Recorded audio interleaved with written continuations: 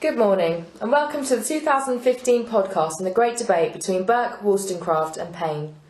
Today we'll be covering three topics including the monarchy, rights and roles of women and revolution. First we start off on the topic of monarchy. I believe that the monarchy should stay as it stood the test of time.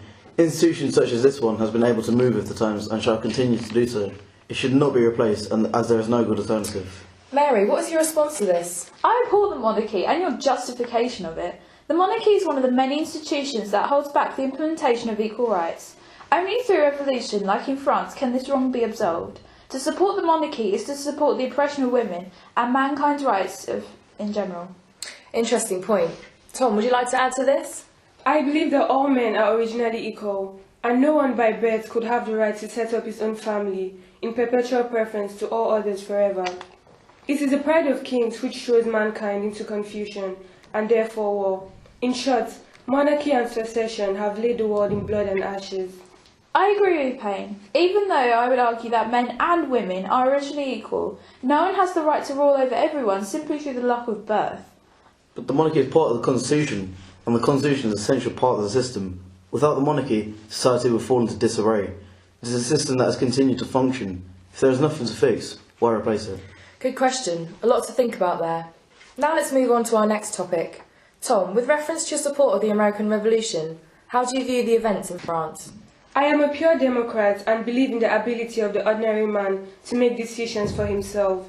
In response to my dear friend Edmund, I wrote Rights of Man with the express intention to tear apart monarchies and traditional social institutions.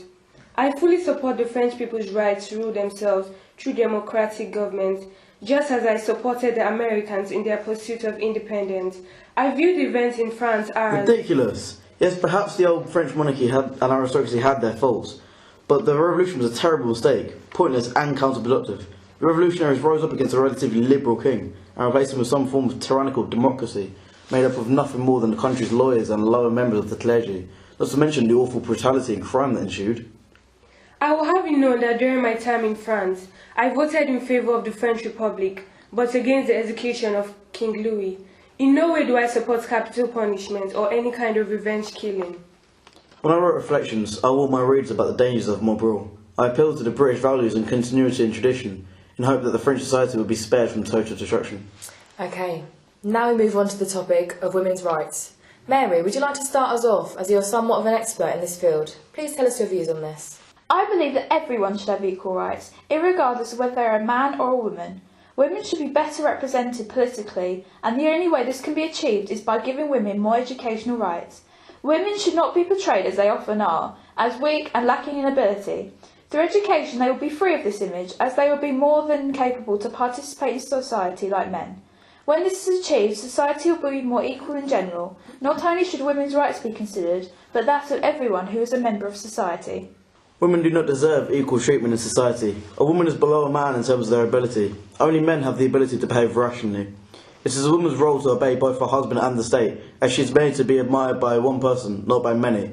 They behaved appallingly in the French Revolution. The manner in which they went about things was most unnatural, because everyone is not equal, therefore everyone is not entitled to equal rights and things. How dare you? Everyone is born equal, therefore you cannot differentiate between who deserves rights based on gender. We all have an inherent set of rights that should be protected by the government in its limited capacity. In civil society, every member has the right to things such as freedom of speech and religion.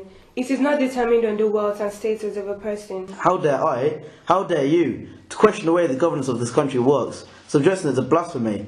We have rights that originate from civil society, not from the state of nature. By giving them up to the state, we enjoy its protection and rights to things such as property. There is no use in discussing natural rights. Civil rights are more plausible. They have physical origins, such as in the government and the constitution. Okay, sorry guys, looks like we're out of time. Thank you to our guests for joining us today, and thank you to all our listeners. See you next time in the Great Debate.